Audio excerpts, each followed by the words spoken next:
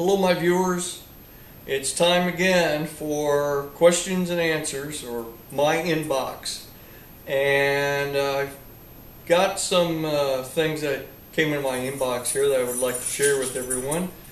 One question is, I wish you would teach us HVAC terminology, like what is a cap? That's one of the questions. Well, a cap, that's run capacitor or start capacitor, depending on which it is. Mainly cap means capacitor, short term. That's what it means. What is L1 and what is L2? Alright, well, L1 stands for line 1 and L2 stands for line 2. Generally speaking, if you're on, say, a single phase system, you'll have two hot legs. Okay, that meaning like if it's 208, 240, or in some cases it's 460, and then or in some countries it's 415, things like that. You'll have each leg will be about the same, or at least at the same, which will, like here in the United States, each leg will meter to ground at about 120 volts.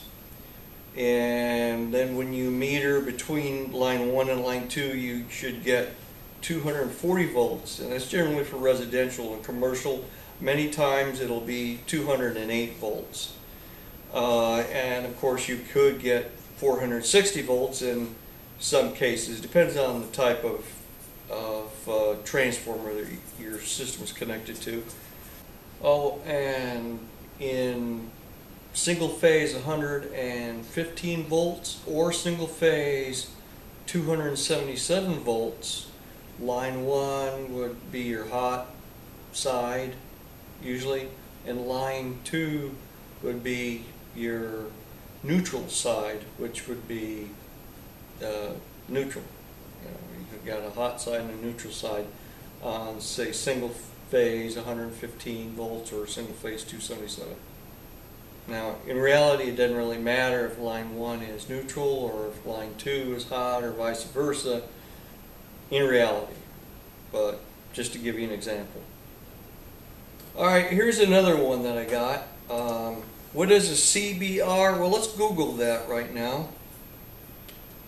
And let's see what it comes up with. I'm not too sure what CBR means, but okay, let's see. It could mean comic book resources, or cord blood registry, champion bull riding,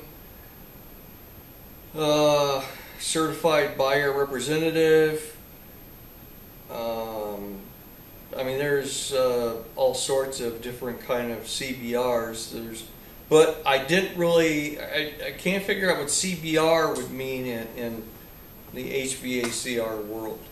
So, if somebody knows, please let me know. Another part of this question is, what is a run capacity? Okay, usually that would be the capacitance ratings on, say, a run capacitor.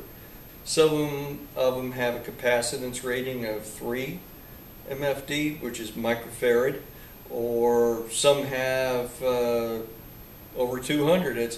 But anyway, the question is, like I said, what is a run capacity? And that would mean the microfarad rating. Alright, here's one. Fuse relay. What is a fuse relay? I tried to Google that as well, and the only thing I could come up with was this. Inside of your car, you are some fused relays. That would be these items right in here. On to another question. Hey, do you know anything about drying rooms for sausages? No, I really don't. But if anybody out there knows anything about drying rooms for sausages, you can place the comment there, and I'm sure that the person who asked me the question originally would much appreciate an answer. Okay, and for my final question I'm going to answer is one that I seem to be getting a lot, is how much money can I expect to earn on my first year of becoming an HVAC technician? And that is such a variable question.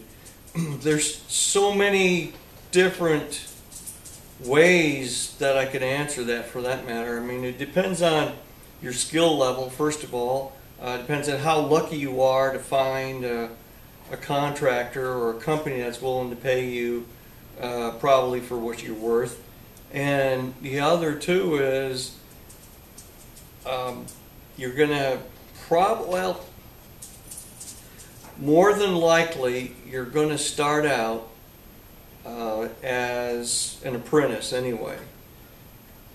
It's very common to not be making a lot of money as an apprentice, and you'll probably wind up being an apprentice for at least a few years or so, until you can become a journeyman, or it just depends on who you work for, and just so many different things. Oh, that, and where you work too. I mean, you work in Florida, you're not going to make anything anyway. I mean, the pay scale in Florida is probably the lowest in the country. It's a right to work state, and we're darn proud of it, let me tell you. But it's not really where you're going to make a lot of money if you're working for someone else. So there's a lot of places throughout the U.S. and the whole wide world, for that matter, where you might even be able to make more money as an HVAC technician. So it's just so many different ways I could put that. I mean, okay, like here in Florida, starting out, you might be looking at maybe, if you strike it lucky, say $12 an hour, and then probably in many cases maybe $9 an hour, and you might even be making more money working at McDonald's. But you know what? You'll be learning a trade. I'm not belittling working at any kind of restaurant or anything like that, or McDonald's, Burger King, I don't care where. But if you want to get into the HVAC trade, you have to pay the dues. Meaning, if you want to earn the money that you could be worth one day, you have to start out with very little pay. Everybody does. Well, almost everybody anyway. So I hope that helps, and thank you for watching.